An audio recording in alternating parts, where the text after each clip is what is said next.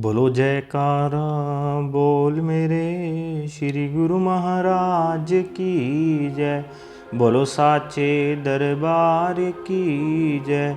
बोलिए श्री कार्तिक महात्म्य की जय। 20वां अध्याय। दीपावली की रात्रि को घर सजाने, दीप मालिका जलाने और महालक्ष्मी पूजन के बारे में विस्तार पूर्वक बतलाते हुए नारद जी ने कहा, हे राजा पृथु, कार्तिक कृष्णा अमावस्या को दीप मालिका करने से दरिद्रता का विनाश होकर संपन्नता आती है। इस संबंध में एक इतिहास सुनाता हूँ, ध्यानपूर्वक सुनो। थुरसैन देश में सत्य शर्मा नाम का एक अत्यंत दरिद्र ब्राह्मण था। उसके मन में एकमात्र यही कामना थी कि यदि मेरे पास धन हो तो मैं उसे यज्ञ, दान, पूजा पाठ आदि कार्यों में व्यय करूं। अपनी दरिद्रता के निवारण का उपाय पूछने पर एक विद्वान से उसे बताया कि तुम शिवजी की आराधना करो। ब्राह्मण सत्य शर्मा ने सच्चे हृदय से भगवान शिव की उपासना प्रारंभ कर दी। 1 वर्ष बीतने पर शिवजी ब्राह्मण का रूप धारण करके उसके पास आए और बोले, हे विप्र, धन प्राप्ति के लिए तुम राजा के पास जाकर उससे वरदान मांगो कि कार्तिक की अमावस्या को तुम्हारे सिवाय कोई अपने घर में दीपक न जलावे। ब्राह्मण ने ऐसा ही किया और राजा ने उसकी बात स्वीकार करके कार्तिक कृष्णा चतुर्दशी को सारे शहर में ढिंढोरा पिटवा दिया कि अमावस्या को कोई भी अपने घर में दीपक न जलावे। राजा की आज्ञा मानकर अमावस्या की रात्रि को किसी ने भी दीपक नहीं जलाया। जब रात को लक्ष्मी जी नगर में आई तो देखा कि समस्त नगर में अंधेरा है, मगर एक ब्राह्मण का घर खूब सजा हुआ है और दीपमाला से जगमग हो रहा है। लक्ष्मी जी प्रसन्न होकर उस घर में प्रवेश करने लगी। लक्ष्मी जी को अपने घर में प्रवेश करते देखकर सत्य शर्मा मार्ग रोककर खड़ा हो गया और कहने लगा, हे भद्रे, तुम्हारे पति अति कठोर हैं और तुम अत्यंत चंचल हो, अतः हमारे घर में प्रवेश मत करो। तब लक्ष्मी जी ने उत्तर दिया, भगवान के शयन के समय मैं आई हूँ, इस कारण निश्चय ही तुम्हारे घर में निवास करूँगी।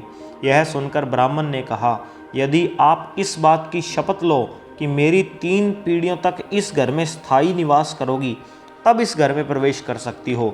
लक्ष्मी जी ने कहा, यदि तुम विधि पूर्वक मेरा पूजन करते रहोगे तो निश्चय ही मैं तुम्हारे घर में वास करूंगी। यह सुनकर ब्राह्मण ने पूछा कि मैं किस विधि से आपका पूजन करूं, आप मुझे पूरा विधि विधान बतलाइए।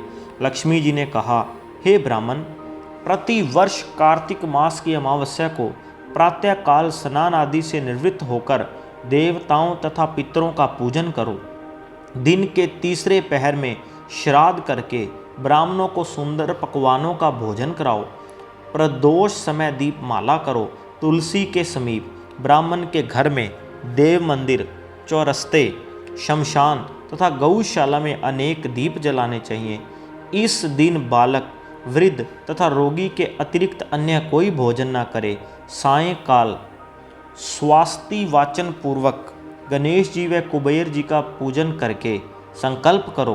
तत्पश्चात लक्ष्मी जी का पूजन करो और कहो, कमल के आसन पर स्थित, कमल के फूलों की माला धारण करने वाली, कमल जैसे नेत्र, गंभीर नाभि, स्तन के भार से नम्र, सुंदर वस्त्रधारी, देवताओं के हाथियों द्वारा मणियुक्त घड़ों से स्नान करने वाली, हाथ में कमल पुष्प लिए ऐसी लक्ष्मी मेरे घर में निवास करे।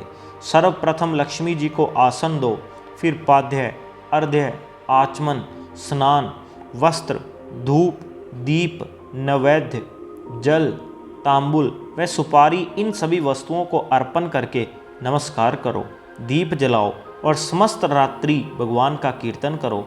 इस प्रकार कुबेर तथा लक्ष्मी जी का पूजन करके ब्राह्मणों को भोजन कराने के बाद बंधु बांधवों सहित स्वयं भी भोजन करो। सत्य शर्मा ने विधिवत इसी प्रकार किया, जिससे उसके यहाँ काफ़ी धन धान्य हो गया।